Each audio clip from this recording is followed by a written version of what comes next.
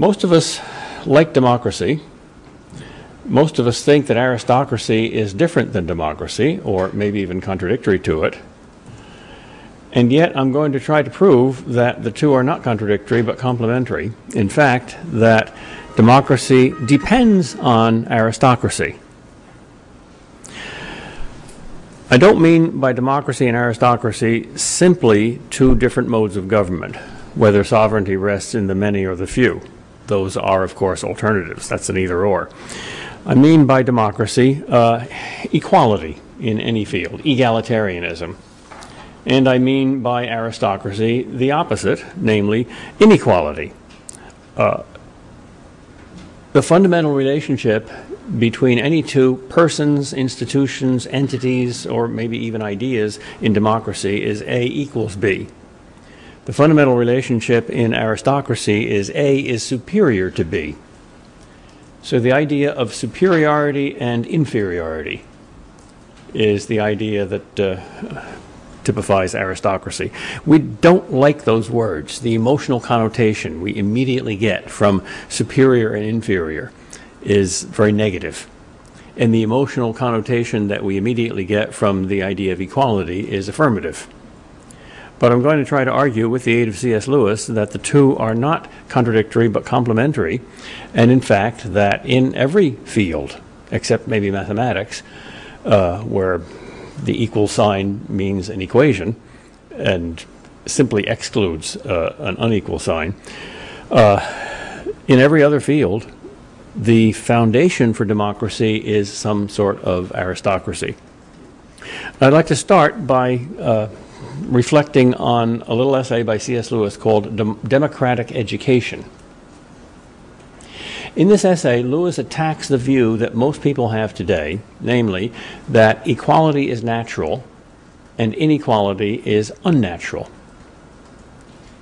Rousseau expressed this very famously in the line, "Man is born free and everywhere he is in chains." Marx expressed it also by saying the key to all of history is that all historical relationships of the past have been between oppressors and oppressed, winners and losers, those who hold the chains and those who are jerked at the other end of the chain. Lewis does not agree with that. He does not believe that inequality is unnatural but natural. And he does not believe that most forms of equality are natural. He believes that they are unnatural. And therefore, he believes that democracy depends upon and cannot survive without its opposite, inequality, as its foundation. Now, the essence of democracy and its distinctive point is, of course, some form of equality. Equal rights, especially equal rights before the law. Equal opportunities, as much as possible. Equal sovereignty for each individual in the public arena, one man, one vote. And therefore, and this maybe is the very best thing about democracy, equal responsibility for your sovereignty. In a democracy, you can't say, oh, I'm only a peasant and he's the king. There is no king. Each individual is the king. So in a democracy, it's required that each individual do and think and live his or her very, very best. Just as a monarchy depends absolutely upon the monarch to be the best possible monarch, so in a democracy, there's an absolute dependence upon each citizen being the very best possible citizen. But are we really equal, or is equality a legal fiction? Well, if we're really equal, how? How are we equal? Am I equal to Manny Ramirez or Jonathan Papelbon? No. If I were, I wouldn't be here. Are you equal to me? Well, no. You're students and I'm a teacher, not vice versa. I'll come to you for advice about running this strange machine or balancing my checkbook or something like that, but you'll come to me for advice about giving a lecture to a class. There's only one thing that we seem to be equal in. We're not even equal as men and women. Men are absolutely superior to women at being men. And women are absolutely superior to men at being women. We're lousy women, and you're lousy men. So we're not equal in anything except our essence. We're all equally human. Now, if you're a nominalist and you don't believe there are universal essences, then we're not equal in anything.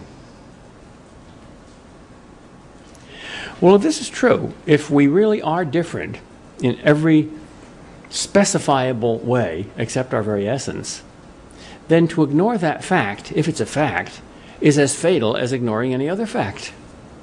That's as fatal as ignoring the fact that there's another car in the lane, and if you change lanes, you're going to crack up. That's as fatal as ignoring the fact that a match ignites a wilderness.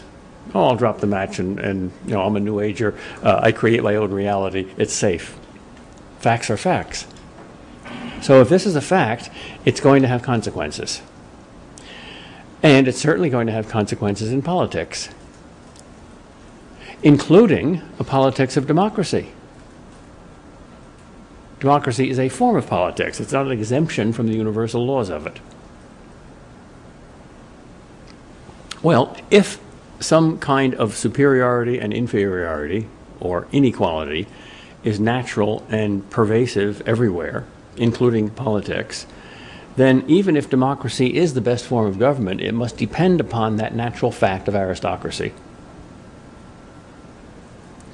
Now, in this essay, Democratic Education, Lewis is not primarily concerned with politics. He's primarily concerned with education. Lewis knew education better than he knew politics. He loved education better than he loved politics, and he was very good at education, much better than he was at politics. In fact, he never even read daily newspapers. He scorned politics. He ignored politics. His personal predilection were, forget it, it's not my thing. But education is so similar to politics that what he says in this essay about education applies for the most part to politics too. So I will first summarize the essay's main point, and then I'll try to apply it to politics. He starts the essay by quoting a very famous saying in Aristotle's Politics.